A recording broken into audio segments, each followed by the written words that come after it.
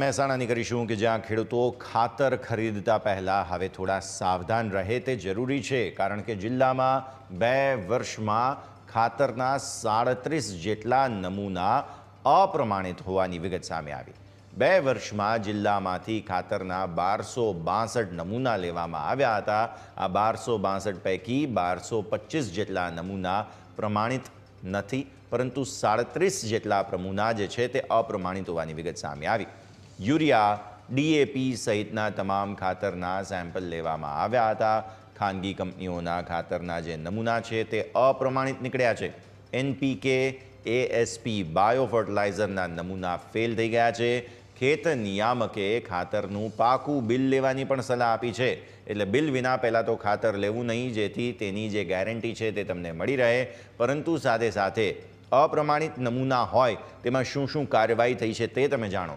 37 જેટલા અપ્રમાણિત નમૂના મળી આવ્યા, જેમાંથી એકને અત્યારે ફિલહાલ દંડ ફટકારી દેવામાં આવ્યો છે। 3 જેટલા નમૂનાના કોર્ટમાં કેસ પડતર જ પડ્યા છે। 5 ફેલ નમૂના અંગે કેસ દાખલ કરવામાં આવનાર છે અને 18 જેટલા ફેલ નમૂનામાં વહીવટી પગલાં પણ લેવામાં આવ્યા છે। 2 નમૂના એવા છે કે જેને રીએનાલિસિસ માટે ફરી એકવાર મોકલવામાં આવ્યા છે। 8 જેટલા ફેલ નમૂના અંગે હવે કાર્યવાહી હાથ ધરવામાં આવશે। ખેડૂતોએ ખાતર ખરીદી વખતે ધ્યાન રાખવું જ જોઈએ। ખાસ કરીને અત્યારે સબસિડી યુક્ત ખાતરો છે, એ ખાતરો આપણે પીઓએસ મશીન દ્વારા પોતાનું થંબ ઇમ્પ્રેશન એટલે કે અંગૂઠો મૂકી અને વિક્રેતા વેચાણ કરતા હોય છે, પરંતુ એને પાકું બિલ લેવાનો પણ આગ્રહ રાખવો જોઈએ। ખાસ કરીને એના કન્ટેન્ટ પણ જોવા જોઈએ અને સારી કંપનીનું જે રિઝલ્ટ આપતું હોય એવા ખાતરોનો ઉપયોગ કરવો જોઈએ, પણ પાકું બિલ લેવાનું અવશ્ય ખેડૂતોએ કાળજી રાખવી જોઈએ। ખેતીમાં ખાતર એ મહત્ત્વપૂર્ણ જરૂરિયાત છે। જો ખેડૂતને ખાતર યોગ્ય ના આવે તો ખેડૂતનું આખું વર્ષ બગડે છે, કારણ કે કોઈપણ પાક માટે મહત્ત્વપૂર્ણ જરૂરિયાત ખાતર હોય છે। સિંચાઈના સમયે સિંચાઈ મળે, પણ જો પાકને યોગ્ય પ્રમાણમાં ખાતર ન મળે તો યોગ્ય પ્રમાણમાં ઉત્પાદન નથી લઈ શકાતું।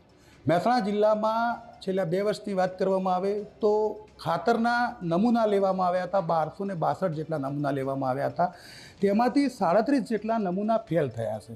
2 વર્ષની જે સ્થિતિની વાત કરવામાં આવે તો જે ખાતરની જે સ્થિતિ છે અને જે ખાતર ખેડૂતો સુધી પહોંચી રહ્યું છે તે યોગ્ય છે કે કેમ તે જાણવા માટે નાયબ ખેતી નિયામક વિસ્તરણની કચેરી દ્વારા 2 વર્ષના ગાળામાં 1262 જેટલા નમૂના લેવામાં આવ્યા હતા, જેમાં 31/12/2024ની છેલ્લા 2 વર્ષમાં 1262 નમૂના લેવામાં આવ્યા। તે પૈકી 1225 નમૂના પ્રમાણિત થયા છે, જ્યારે 37 નમૂના જે છે બિન પ્રમાણિત થયા છે। અને આ તમામ કિસ્સાઓની વાત કરવામાં આવે તો 37 જે નમૂનાઓ પરત્વે ગુણવત્તા નિયંત્રણ અંતર્ગત એક નમૂનામાં કોર્ટ કેસ ચુકાદો આવી ગયેલ છે અને જેમાં નાણાકીય દંડ કરવામાં આવ્યો છે। 3 નમૂનાઓમાં કિસ્સામાં જવાબદારો સામે કોર્ટ કેસ કરવામાં આવ્યો છે। 5 નમૂનાના કિસ્સામાં જવાબદારો સામે કોર્ટ કેસ દાખલ કરવાની કાર્યવાહી હાલ પ્રગતિમાં છે, તો 18 નમૂનાઓના કિસ્સામાં વહીવટી પગલાં લેવામાં આવેલ છે। 2 નમૂનાઓના રીએનાલિસિસમાં ગયા છે, જ્યારે 8 નમૂનાઓના કિસ્સાઓમાં કાર્યવાહી ચાલુ છે। આમ જે રીતે ખેડૂતોને જે રીતે ખાતર યોગ્ય રીતે મળે અને ખાતરનો જથ્થો ખેડૂત સુધી જે પહોંચે છે તે યોગ્ય છે કે કેમ તે જાણવા માટે જે નાયબ ખેતી નિયામક વિસ્તરણની કચેરી દ્વારા સમયાંતરે મહેસાણા જિલ્લાના ગ્રામ્ય અને શહેરી વિસ્તારોમાં જેટલી પણ દુકાનો છે અને ખાતરનું વિતરણ કરે છે તેમના ત્યાંથી નમૂના લેવામાં આવે છે, અને આ નમૂનામાં સરકારીથી માંડીને સબસિડાઇઝથી માંડીને સબસિડી વગરના તમામ ખાતરના સેમ્પલ લેવામાં આવે છે। આ સેમ્પલિંગ દરમિયાન 1262 જે નમૂના લેવામાં આવ્યા તેમાં 37 નમૂના ફેલ થયા છે।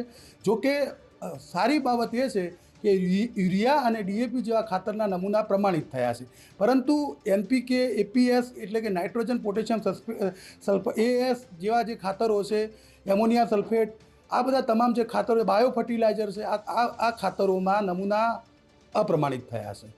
પરંતુ જે ખેત નિયામક વિસ્તરણની કચેરીના સૂત્રોનું જે કહેવું છે કે આ નમૂના ફેલ થવાનું કારણ એ છે કે જે સરકારી જે નિયત માપ છે તે ખાતરમાં ન હોય।